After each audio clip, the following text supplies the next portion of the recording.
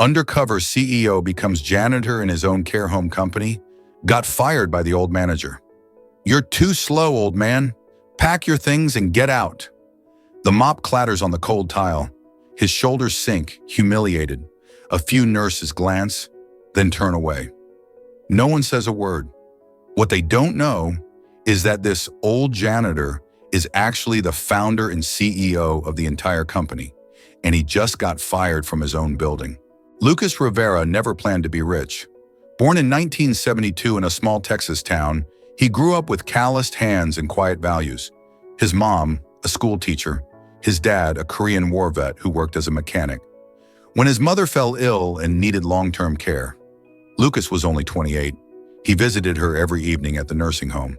But what he saw still haunts him: soiled sheets, forgotten medicine, cold food, and colder staff. One night she whispered to him, "I feel like I've been thrown away." She died 2 weeks later, not from illness, but from neglect. Lucas made her a promise at her funeral. "I'll build a place where people are treated like human beings, not like burdens." That place became Harmony Haven. What started as one small care home with a borrowed van and a loan from his cousin grew into a network of senior facilities across the country. Clean, affordable, family-oriented, not just a company, a mission. Lucas was never the type to wear suits or sit behind a desk. Even as CEO, he still wore his worn-out flannel shirts and jeans. But lately, things felt off. Complaints were rising. Staff turnover was high. The people he trusted to protect the vulnerable were failing. So he made a decision. At 52 years old, Lucas would put on a janitor's uniform and walk into one of his original locations. No fanfare, no cameras, just a mop, a name tag, and a mission. The moment Lucas Rivera stepped into Harmony Haven's south side, a chill crept down his spine, and it wasn't from the broken heater humming in the lobby corner. The once warm welcome desk, where smiling volunteers used to greet visitors with peppermint candy and prayer cards, was now covered in dust. A cracked photo frame, a blurry staff group photo, sat crooked, half forgotten. Behind the desk sat a young receptionist with earbuds in, scrolling through her phone. She didn't even glance up. "You the janitor?" she asked flatly, chewing gum. Lucas gave a gentle nod. "Yes, ma'am, starting today." She blew a small bubble.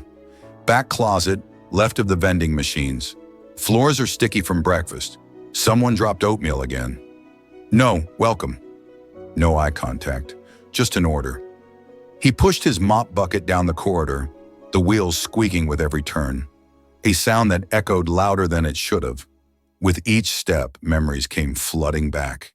He remembered laying those very tiles 15 years ago with his old friend James from church. They worked late into the night, laughing, powered by gas station coffee and gospel music. Back then, this place had life. Now the walls were yellowing. The air felt hollow. As he passed the rec room, a raspy voice broke through the static-filled TV. "Hey, friend." Lucas paused. An old man in a wheelchair was waving him down. His hands trembled slightly, his hospital bracelet dangling loosely. "Can you turn that thing off?" the man asked softly. "It's just static, and it's been driving me nuts all morning." Lucas smiled gently, already stepping toward the remote. But just then, a voice cut through the hallway like a whip. "Hey!" Lucas turned. Standing at the far end of the hall was Carl, the facility manager. Mid-60s, wiry frame, a thin mustache, and a face set in stone. His eyes were sharp, but not in a kind way. He looked like a man who hadn't smiled in years and didn't plan to start today.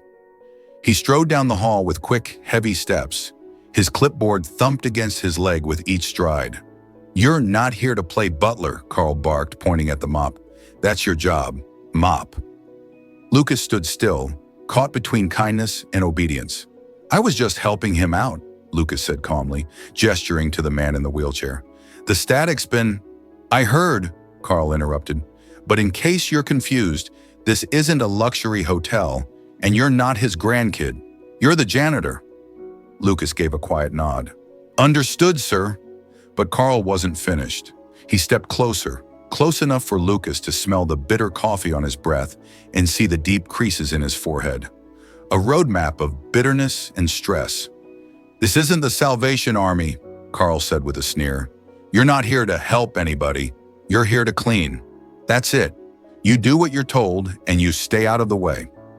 Lucas held his gaze for a long second, his expression calm, but his heart pounding. "Yes, sir."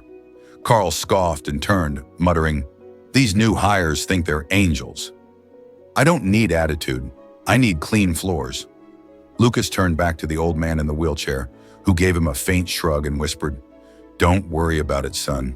It's been like this a long time." The words stung. It's been like this a long time. Lucas clenched his jaw and dipped the mop into the bucket. The halls felt heavier now, not because of the physical work, but because he could feel the weight of neglect, of forgotten promises, and of the broken dignity he swore would never happen here. He looked up at the faded sign above the dining hall. "Every soul deserves dignity and care." And he whispered to himself, "What happened to us?" But before we go any further into the shocking truths Lucas uncovers, let me ask you, if you haven't already, make sure to hit that subscribe button for Undercover Files. We're uncovering the stories that matter, revealing hidden truths, and taking you inside the world of CEOs fighting for change. Thanks. Over the next few days, Lucas witnessed what no quarterly report or executive briefing could ever prepare him for. A woman in her 90s left in a soiled gown, whispering to herself for someone to help. An old veteran trying to wheel himself to the bathroom, ignored as staff scrolled through phones behind the nurse's station. Medcarts missed, meals served cold. Laughter, the cruel kind, echoing from behind closed staff doors. But what hit Lucas hardest weren't the physical oversights. It was the spirit of the place. The air was heavy with something deeper than exhaustion. It was resignation, a silent scream of people, staff and residents alike, who had given up on being heard. He passed the staff lounge one afternoon and paused when he overheard a group of CNAs laughing. One of them, barely in her 20s, cackled, "Honestly, these old geezers are too far gone to even notice if we mess up. Just smile and nod, they forget it 5 minutes later." The others burst out laughing. Lucas stood frozen behind the wall, his fists tightening around the mop handle. This was not what Harmony Haven was built to be. This was not what he poured his life into. But in the middle of all the decay and disappointment, he found a single spark of hope. Her name was Sarah. He met her in the kitchen one morning. She was barely 19, her apron stained with syrup, her hands moving fast as she balanced 3 plates at once. Her ponytail swayed as she spun between tasks with a grace that only came from genuine care. "Morning, Mr. Janitor," she smiled, tossing him a banana from the fruit basket. Lucas caught it, surprised. "Thanks. You always this generous?" She grinned. "Only on Banana Pancake Day. Don't tell Carl. I think he hoards the ripe ones." They shared a quiet laugh. Later that evening, Lucas saw her again, crouched beside a resident in the hallway, tying his shoe with slow, careful fingers. "You got a big heart, Sarah," Lucas said quietly, watching her. She looked up at him, eyes soft but tired. "I try," she whispered. "I try to keep their spirits up. Bring 'em cookies, sneak in some music when no one's looking." She glanced around, making sure no supervisors were nearby. Then her voice dropped to a hush. "But this place, it feels broken." Lucas didn't respond right away. He just looked at her, seeing not just a kid working a job, but a soul fighting a quiet battle no one seemed to notice. He leaned closer and said gently, "Why stay?" Sarah shrugged, brushing flour off her apron. "Because someone has to care. If even one person feels like they matter, maybe it's worth it." Lucas felt something shift in that moment. He'd come here searching for what went wrong, but Sarah showed him what still could be right. He smiled. A real one. The first in days. "Well," he said, "I'm glad it's you."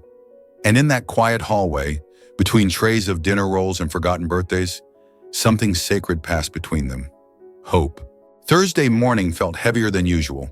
Lucas walked the East Wing and found Mrs. Henderson, a quiet widow who always smiled at the staff, even when they forgot her coffee. But today her lips were trembling. Her eyes filled with tears as she sat slumped in a stained recliner. Her pants were soaked, her cheeks red with shame. They said I did it on purpose, she whispered. Said I was acting out like a child. Her voice cracked. But I didn't. I promise I didn't. Lucas knelt beside her, holding her trembling hand. I believe you, he said softly. No staff in sight, no nurse on call. So Lucas cleaned her up himself, gently, quietly, found a soft blanket, warmed her feet with fresh socks, sat beside her until she stopped shaking. That act of simple human kindness, that was his crime. Within the hour, Carl stormed in like a raging wind. He shoved the janitor closet door open so hard it bounced off the wall. What the hell do you think you're doing? He barked. Lucas stood calmly, drying his hands on a towel. I helped a resident, he said. She needed someone. Carl's face twisted with rage. You're not trained. You don't get to help. You mop. You take orders. This isn't a charity. We don't need heroes playing nurse. Lucas tried to explain. I didn't touch her medically. Carl slammed a paper against his chest. You're fired. Take your bucket and get out. Lucas stared at the paper. A termination notice already printed, already signed, like they'd been waiting for an excuse. Carl leaned in, eyes sharp. You think these people matter that much? You're just a janitor. The words echoed in the small room like poison. Lucas's jaw tightened. He took the paper, picked up his mop, and turned toward the exit. But halfway down the hallway, he stopped. He took off his worn-out cap, turned around, and for the first time that week, he stood tall. My name, he said, his voice echoing across the hall, is Lucas Rivera. I'm the founder and CEO of Harmony Haven. Silence. Complete, breathless silence. Even the residents watching from their doors froze. Carl blinked, scoffed. That's not... You're lying. But Lucas didn't flinch. I started this company 22 years ago, he said, his voice louder now, firmer. When my own mother was left alone in a nursing home that didn't care if she lived or died, I swore no one's family would ever feel that again. He took a few slow steps toward the stunned staff. I held the hand of the first patient who moved in here. I painted those walls with a church group. I chose the chairs in the dining room because they were sturdy and warm, like the ones my abuela had. He looked around, at the staff, the residents, the fading dignity in the building. And today, I saw everything I built, everything I believed in, fall apart right in front of me. He turned to Carl, his voice sharp now, but not cruel, measured with heartbreak. You humiliated me. You disrespected a resident in need. And worst of all, you poisoned this place with fear, laziness, and contempt. Carl's face was pale now, his mouth open, but no words came. You're not being fired for yelling at the CEO, Lucas continued. You're being fired for forgetting what this place stands for forgetting that these people, these elders, deserve respect, deserve care, deserve better. Lucas turned to the other staff, voice cracking slightly with emotion. We failed them, every one of us who stood by. Every report I didn't read closely enough. Every smile that faded in these halls. He took a breath. But starting today, we rebuild. He placed the mop down gently, like laying a flag. We lead with dignity. We treat people like family again. I won't tolerate anything less. Then he looked at Sarah, standing in the corner, wide-eyed. You reminded me what this place could still be, he said softly. And I promise, I will fight for it. Gasps gave way to quiet claps. A few residents, still in robes, wiped their eyes. And for the first time in years, the halls didn't feel heavy anymore. In the days after the reveal, Lucas didn't waste any time. He sat down with nurses and janitors, listening to their struggles. He immediately brought back wellness bonuses for staff and set up a direct complaint hotline to corporate. Most importantly, he reinstated the Human Dignity First pledge at all facilities, a promise that every resident would be treated with respect and care. Sarah, the 19-year-old kitchen assistant, was promoted to Resident Relations Coordinator. She began hosting weekly socials, making Fridays the highlight of the week for the residents. Mrs. Henderson, who once cried in her chair, now called Lucas her boy and always reminded him to eat lunch. With these changes, the culture at Harmony Haven was reborn. Staff morale soared, and the residents once again felt like family. As Lucas walks the halls again, this time as CEO, not janitor, he smiles at every handshake, every hello. He pauses in front of the Harmony Haven mission statement etched on the wall. No one is ever forgotten here. He looks into the camera. If you're watching this, maybe you've been judged for how you look, or maybe you've forgotten to see the person behind the job title. But here's the truth. Everyone matters.